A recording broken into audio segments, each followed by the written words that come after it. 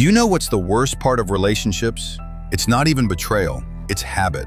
The habit of tolerating people who don't appreciate you, people who for years use your kindness, your time, your resources, and in return give you only indifference or even ridicule. I've been through it myself. There were people I considered friends. I helped them, supported them, was there for them. And then one day I realized to them, I was just a convenient option. Today we'll break down 7 harsh but effective methods to deal with those who don't value you. This isn't just theory, this is what actually works. In a world where even a simple thank you is rare and kindness is seen as something owed. We live in a society where tolerance is mistaken for virtue. Don't hold a grudge, they say. Forgive him. He's a good person. You just have to get along somehow. Sounds familiar, right? But here's the problem. The more we tolerate, the less we're respected. And that's not just my opinion.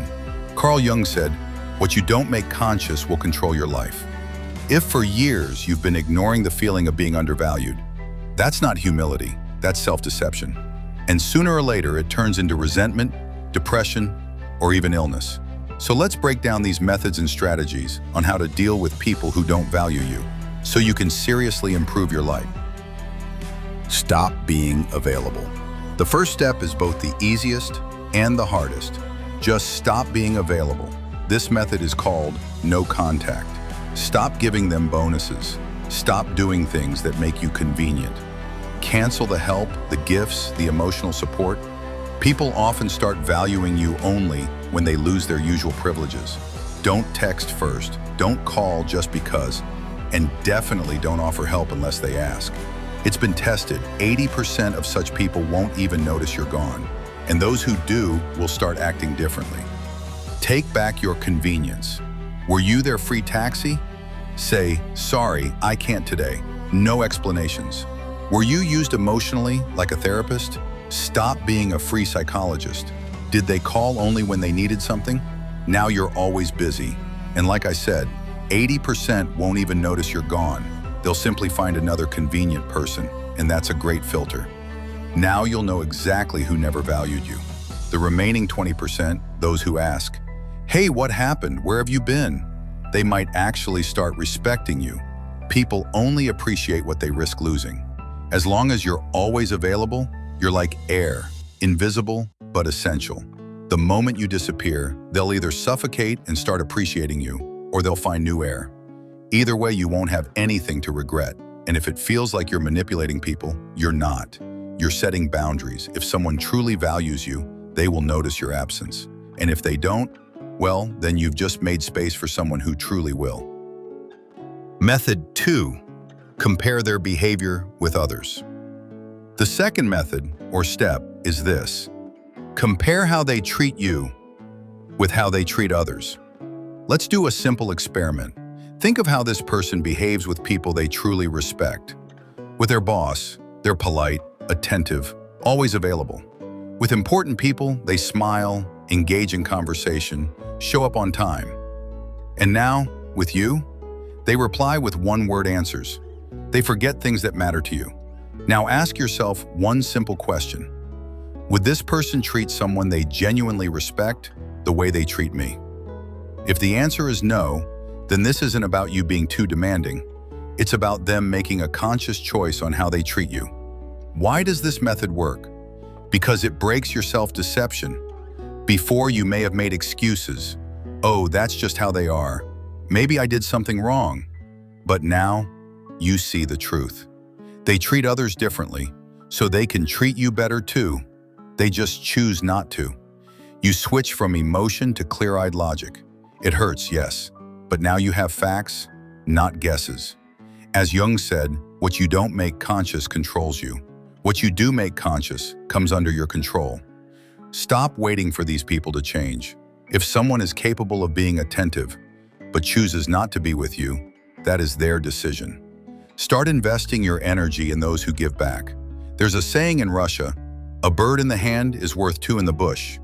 But if that bird doesn't value you, maybe it's better to let it go and wait for someone who will be truly happy to have you. I used to think, just a little longer, and they'll see how much I matter to them.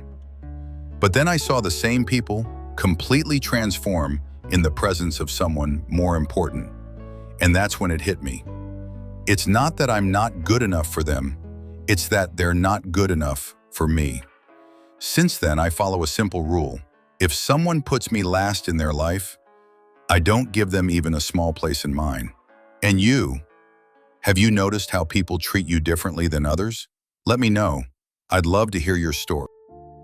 Method 3. The quiet exit. The third method is called the quiet exit. Distance yourself without saying a word. And here's the strange thing. The more you try to explain to someone that they're hurting you, the less they seem to understand. They might not believe you. Oh, come on, you're imagining things. Or they get angry. What, are you offended now? Don't be so sensitive. Or they pretend to get it and then repeat the same behavior a week later. That's why I'll tell you about the most powerful silent way to show someone they're losing you. No fights, no lectures, no exhausting, let's have a talk.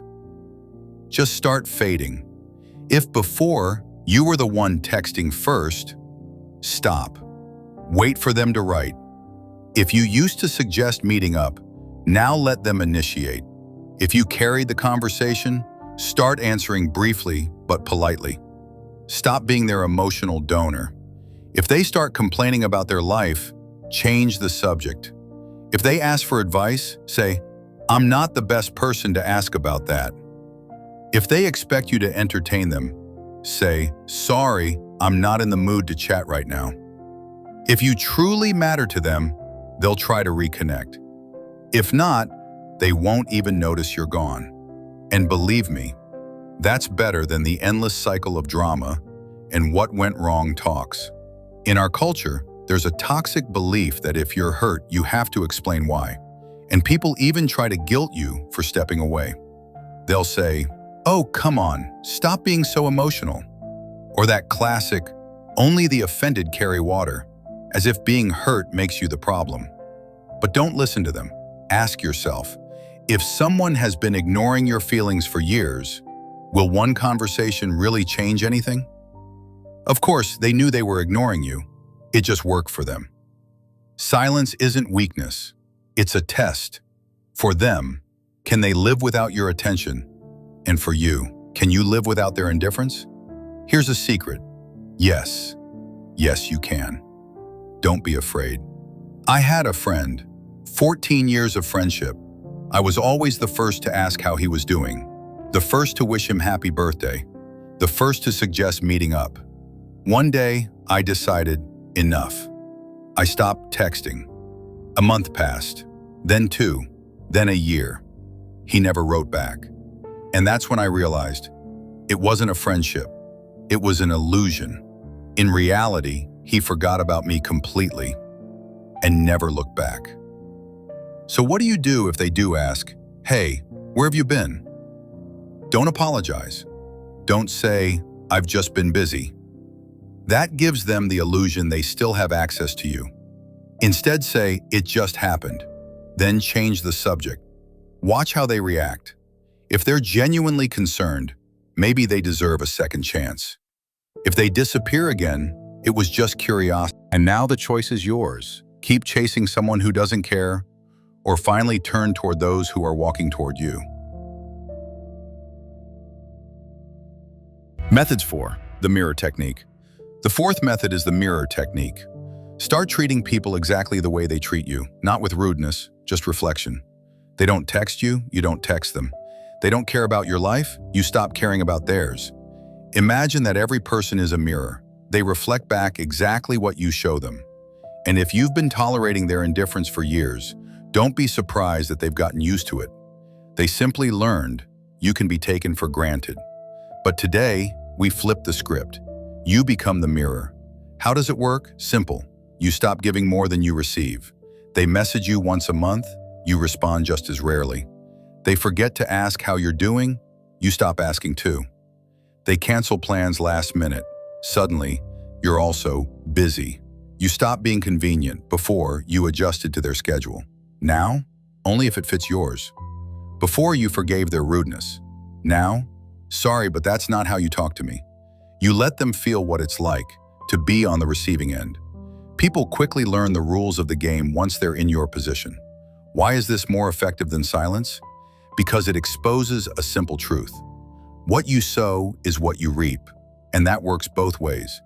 If someone never calls you, you're not important to them. If they never thank you, they think your help is automatic. If they don't support you when you're down, they only care about their own gain. The mirror just shows them reality. I had a friend. We spoke for years. I always asked how she was doing. I supported her, helped when needed, and she replied, only when it was convenient for her. One day I thought, fine, I'll treat her the same way. Month 1, she didn't notice. Month 2, she started messaging more often. Month 3, she asked, why are you so cold lately? I said, I'm just acting like you do. She was offended at first, then she started thinking. And half a year later, she was the one calling me first.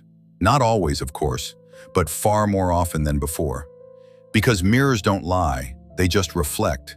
But if a person looks in that mirror and still refuses to change, that's their choice. Your choice is to stop wasting energy on them. Don't get angry. Don't feel guilty. They might accuse you. You've changed. Just say, no, I just stopped being the version of me you got used to using. If the mirror didn't work, they're not capable of seeing themselves from the outside, and that means they'll never change. Jung once said, we meet in others only what exists within ourselves. But it works the other way too. If someone sees a friend in you, they act like one. If they see a convenient tool, they use you. Become the mirror, and you'll immediately see what you mean to them. Personally, this method has always worked for me, for many years now. And what about you? Have you ever used this method in life? Did it work? The fifth method that can truly help you is to replace your habit of pleasing with a principle of mutuality. Stop investing in people who give you nothing in return. Stop pouring your energy, time, and emotions into those who treat your kindness as something they're entitled to. Instead, shift your focus to those who value you without manipulation. If someone doesn't respond in kind, that's not your failure, that's their decision. But you are the one who decides whether to keep participating in a one-sided relationship. So instead of pleasing those who don't care, focus on building relationships based on mutual respect. Give only to those who are willing to give back. That's not selfishness, that's wisdom. Ask yourself, does this person often show initiative? Do they remember your needs the way you remember theirs? Have you become just a convenient person they can use? If someone only takes but never gives, gently move them to the outer edge of your life. Then take the energy and time you've regained and invest it into those who celebrate your wins, into things that bring you joy, and into yourself. Because you deserve the same care you offer others. And you don't need to explain yourself. You don't owe anyone a notice that you've stopped over-investing in them. Just act. Become a little less available. Stop initiating meetups and help. And when they ask for something, say no, sometimes, without guilt, and watch their reaction. That's when real relationships reveal themselves. If someone notices the change and asks, hey, what's going on? That's a chance for an honest conversation. If they disappear or get offended, then they only valued you for what you gave them. Understand this, one-sided relationships are draining. They're like black holes. The more you give, the more they expect. Mutuality creates healthy connections where there's respect, gratitude, and genuine happiness for each other's success. Carl Jung once said, the most dangerous trap for a person is unconscious relationships. And truly, how often do we cling to people who stopped valuing us long ago? We endure their coldness, justify their indifference, all because we're afraid to face the truth. If someone doesn't reciprocate, you don't matter to them. Jung called this the shadow side of relationships, when one person gives and the other just takes. And you know what's most dangerous? The longer you allow this to go on, the deeper your soul starts to believe, I don't deserve more. But here's the truth. Your worth doesn't depend on those who fail to see it. I'll say it again. As a psychologist and as someone who's lived through it, if someone doesn't appreciate you, it's not the fault of your heart. It's their blindness. Method 6. The open conversation. The next method is the open conversation. Speak to the person directly. Look them in the eye. Say what's bothering you, clearly and honestly. For example, if you've noticed that your efforts go unnoticed and it genuinely matters to you that things change, then say so. If the person doesn't respond, that's your signal to act, as described in Method 3, distance. Imagine this. For months, you've been helping your neighbor, fixing their car, signing their paperwork. But when you need help, they suddenly become very busy. Sounds familiar? In our part of the world, I mean Russia and the post-Soviet space, this happens all the time. We bottle up resentment because it feels uncomfortable to speak directly. Then eventually, we explode over something small, or we come home and take it out on loved ones. I've been there too. I endured it for years, and then one day, I just stopped talking to people who didn't value me. But there's a better way. It's the honest conversation. Say it clearly. Avoid vague phrases. Be specific. For example, look, if you really don't want to help, just say so, because it seems like I'm always there for you and you're not there for me. After that, there are usually 3 possible outcomes, assuming the person is at least somewhat decent. First, they apologize and change. That means they simply didn't notice the problem. Those people are worth keeping in your life. Second, they start making excuses. Oh, come on, you're overthinking. That's a red flag. Third, they completely ignore what you said or try to blame you. In that case, go back to Method 3, distance. Remember Carl Jung's words, what you don't make conscious controls you. As long as you stay silent, the situation will repeat over and over again. From my own experience, I can tell you this. Once I started speaking openly, without aggression but also without begging, about 50% of people actually began treating me better. The rest? Well, that's their choice. The most important thing is, don't be afraid. In our culture, we're taught to endure, but endurance does not mean silence. You have every right to speak about what bothers you.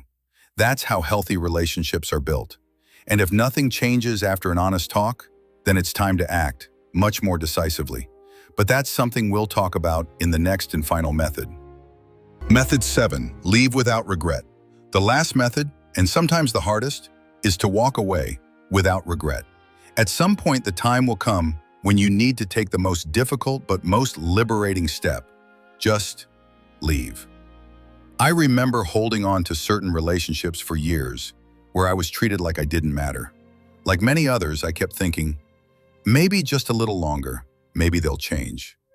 These thoughts haunted me until one day I realized nothing's changing, not after honest conversations, not after all the efforts to reconnect. The person stayed the same, and that can only mean one thing: they want it this way. In our culture, especially in the post-Soviet world, we've been raised on this strange ideal of sacrifice. Endure for the sake of the relationship. You must always forgive. If not you, then who? But Carl Jung said something truly wise. Where there is no mutuality, there is no real connection. What's left isn't love, it's habit, it's dependency. And when the time comes to leave, you have to know how to do it right. Without drama, you've already said everything you needed to in an open conversation. Without guilt, you've given them every chance to change. With gratitude. Even negative experiences teach you something. I've walked away from such relationships more than once. And you know what's amazing? The moment you make space, new people show up. People who from day one appreciate your time, your presence, your kindness. Think of your life as a book. Some characters appear for just one page. Others stay for an entire chapter. But only you decide who gets to stay until the last page. Don't be afraid to turn the page, my friend. Believe me, the new chapters are always far more interesting than the old ones that should have ended long ago.